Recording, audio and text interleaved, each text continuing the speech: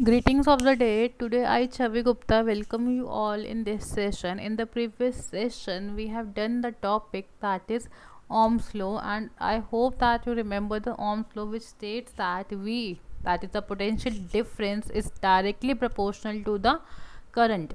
So that means V is directly proportional to I. That means कि हम proportionality remove करते थे तो हमारे पास V equals to I R आता था and R is the resistance. So on that basis we get to know that V equals to I are.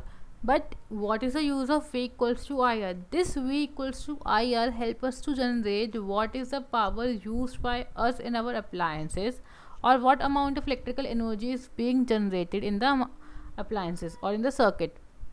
So basically हम यहाँ पे क्या करते हैं, हम पावर और एनर्जी के टर्म्स में V equals to I R use करते हैं. So what is an electrical energy? Electrical energy क्या होता है? Amount of work done to maintain the continuous flow of electric current in the circuit. Means कि कितना काम किया गया है सर्किट के थ्रू ताकि उसमें करंट प्रॉपरली फ्लो होता रहे. That is electrical energy.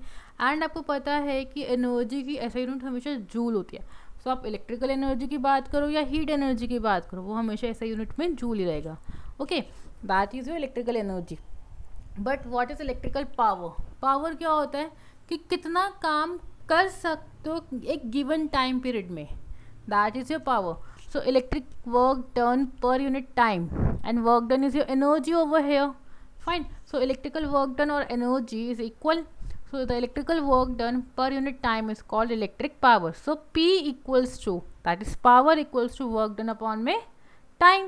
And we know that electrical power or electrical energy is same. Sorry, electrical work done or energy is same. So we replace this work done by energy. That comes out to be E by T. Now work done की unit क्या होती है class? Work done is your Newton. And then time. दो जब भी हम इसको convert करते हैं that will comes out to be watt. So work done upon में टाइम की यूनिट क्या होगी आपकी? वॉट. दैट मीन्स कि एक joule of energy, sorry work done is your energy था, एनर्जी की यूनिट जूल होती है, joule per second is your watt. So that means कि ऐसा unit of electrical power is your watt. So जब भी हम एक जूल की एक वॉट की बात करते हैं तो हम कहते हैं कि when 1 joule of energy is used for 1 second. जब भी आपने एक जूल की एनर्जी यूज़ की है एक सेकेंड के लिए, that is known as 1 watt. Okay, now ये तो हमने बात की कि हम एनर्जी और पावर को से कैसे लिंक कर रहे हैं करंट को. फाइन, कहाँ पे यूज़ कर रहे हैं. बट एक्चुअल में जो हमारे घर में बिलिंग्स आती हैं, जो हमारे घर में बिल्स आते हैं, इलेक्ट्रिसिटी बिल्स आते हैं, वो हमारे कमर्शियल यूनिट की फॉर्म में आते हैं. तो वो कमर्शियल यूनिट क्या होती है आपकी? Kilowatt hour. That commercial unit is your kilowatt hour. The commercial unit of electrical energy is kilowatt hour. That means कि जो आपके घर में इलेक्ट्रिसिटी का बिल आता है उसमें लिखा होता है कि आपने कितनी किलोवाट आर यूज़ की है इलेक्ट्रिसिटी या एनर्जी यूज़ की है. आप अपना इलेक्ट्रिसिटी बिल उठा के देखना, उसमें लिखा होगा पर इलेक्ट्रिसिटी किलोवाट आर. फाइन. तो अब वो एनर्जी कैसे निकालते हैं हम, वो कमर्शियल यूनिट कैसे निकालते हैं, वो बिलिंग कैसे करते हैं? सो बेसिकली जो एनर्जी जनरेट की गई है उसे हम किलोवाट आर में, एक घंटे के अंदर उसे हमने क्या बोला? Kilowatt hour. That means 1 kilowatt hour equals to 1 kilowatt into में 1 आर. अब अगर 1 किलोवाट की बात करें तो 1 इंटू 1000 वाट के बराबर होगा, तो 1000 वाट हो गया. आर में कितने होते हैं? सेकेंड्स. क्योंकि आपको पता है कि आर हम कभी भी ऐसा यूनिट की फॉर्म में कन्वर्ट नहीं करते, हम हमेशा चीज़ें ऐसे यूनिट में कन्वर्ट करते हैं. सो ऐसे यूनिट के अकॉर्डिंग आर को अगर हम सेकंड में कन्वर्ट करेंगे that comes out to be 3600. Fine. So आपने क्या किया?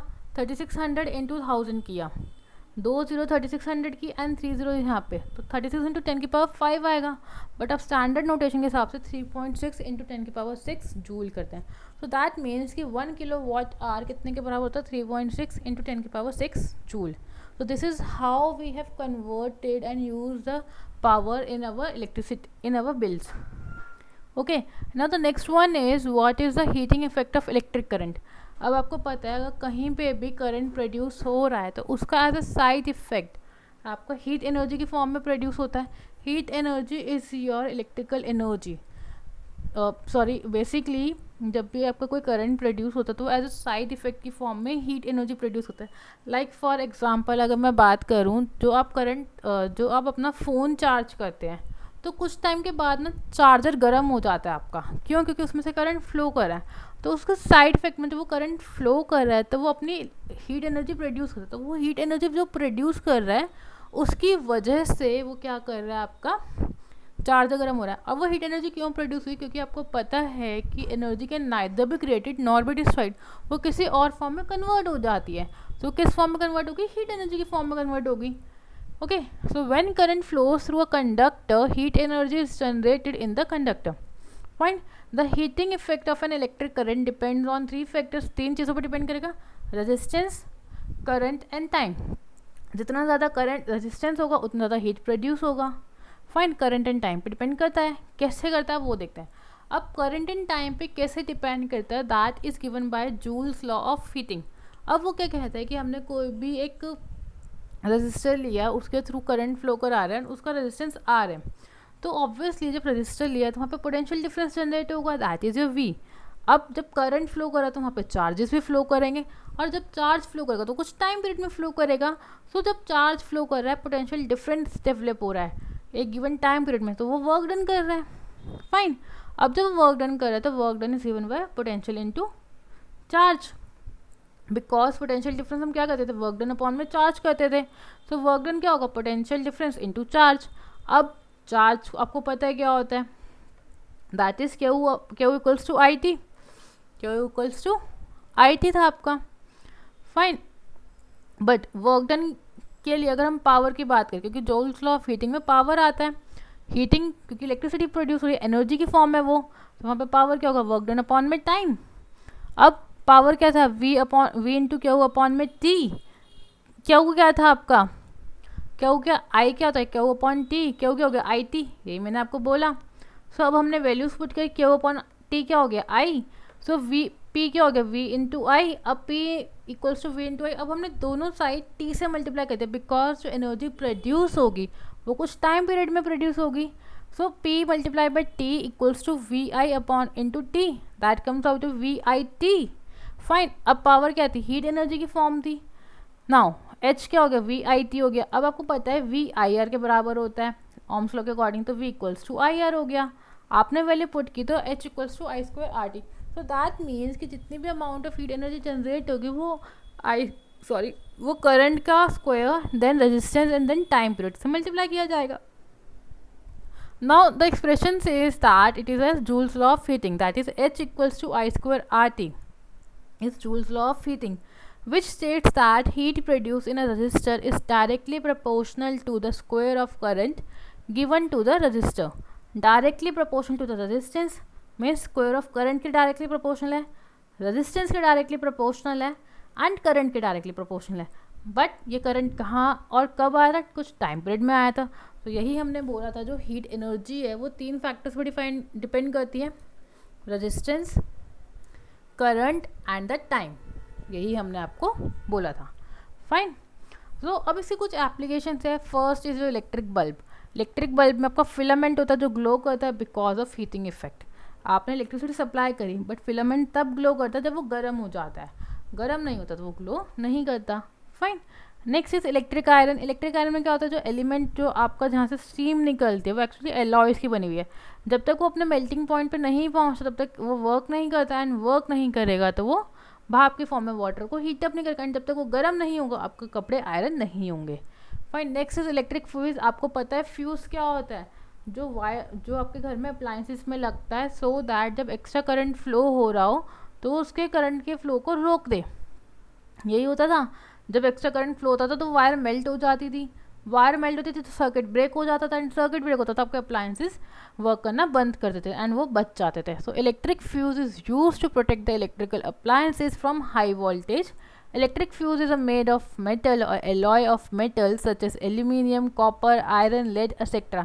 In the case of flow of higher voltage, then specified fuse wire melts and protects the electrical appliances. Clear है? अब आपके घर में जो अप्लायंसेज फ्यूज़ यूज़ होता है it can be of 1 ampere, 2 ampere, 3 ampere.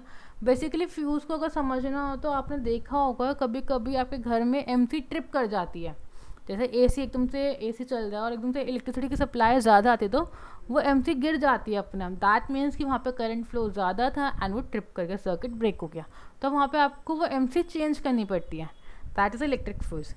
Okay, now next is electric iron, ये हमने अभी पीछे देखा था, इसकी एक्सप्लेनेशन यहाँ पे है। Basically, the coil becomes heated with the passage of current, which is then transferred to metallic part through mica. Finally, the metal part becomes heated, which is then used to iron the clothes.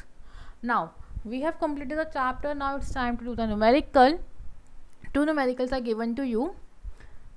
Now, next, the question is how much energy is given to each coulomb? How much energy is given to each coulomb? Each coulomb is your charge. That means Q equals to 1 coulomb. Fine. And passing through a voltage of 6 volt. Voltage दे दिया आपको और आपसे क्या पूछा है, energy पूछिए, क्या पूछा है, energy. Energy means work done.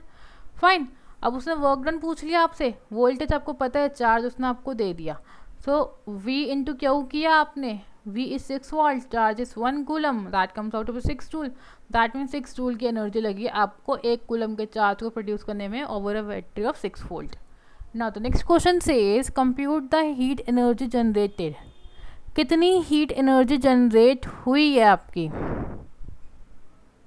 सी कितनी हीट एनर्जी जनरेट हुई है while transferring this much of coulomb of charge, that means charge ये रहा, time is 1 hour, time is 1 hour and potential difference कितना है 50 वोल्ट। फाइन, आपसे क्या पूछा, हीट एनर्जी, आपको पता है H equals to I square R T होता है।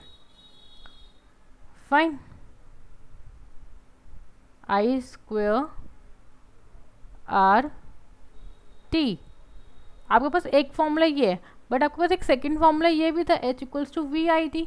अगर आपको ये सारे फॉर्मूले याद नहीं रहते, you can do one thing, H equals to I square R T याद है, आपको पता है यहाँ पे आर नहीं दे रखा, आपको आई नहीं दे रखा, फाइन, बट आपको पता है आर क्या होएगा, आर क्या होएगा, V upon I, potential difference भी है, आई भी, आई नहीं है, अब आप आई कैसे पुट करोगे, आई क्या था, क्यू अपॉन टी, सो आप यहाँ से वैल्यू पुट कर सकते हो, दैट मीन्स आप एच क्या पुट कर सकते हो, अगर आपको I square R T formula याद है, आई क्या हो गया, क्यू स्क्वायर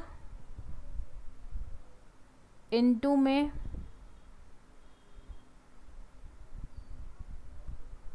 क्यू इनटू में टी, एंड नीचे क्या आएगा, एक टी स्क्वायर एक टी, तो टी क्यूब आ गया नीचे, आप इसको सॉल्व करके सारी जगह वैल्यूज पुट करोगे, then you will get your answer. No but मैं V equals to I T वाले पार्ट से करा रही हूँ, V is voltage as is 50 volt, I current है, टाइम 1 hour है, and heat energy 1 hour, that means seconds में आप टाइम लोगे। नाउ कितना करंट प्रोड्यूस हुआ, अमाउंट ऑफ चार्ज अपॉन में टाइम फ्लो, करंट निकाला आपने, देन यहाँ पे सारी वैल्यूज पुट की, and then you will get your answer as 4.8 × 10⁻⁶ joule. Okay class, this is the way to do the formula. आप कोई सा भी फॉर्मूला यूज़ कर सकते हो to get your answer, doesn't matter, जो फॉर्मूला मैंने दिया है वही करना है, आंसर वही आएगा, कोई सा भी फॉर्मूला यूज़ कर लो। Now so we have done the chapter that is electric current, electricity, and what we have studied about resistance, voltage, current, charge, Ohm's law, resistance in parallel and series combination, then electric power, general electric energy, heating effect of electric current, and then numericals.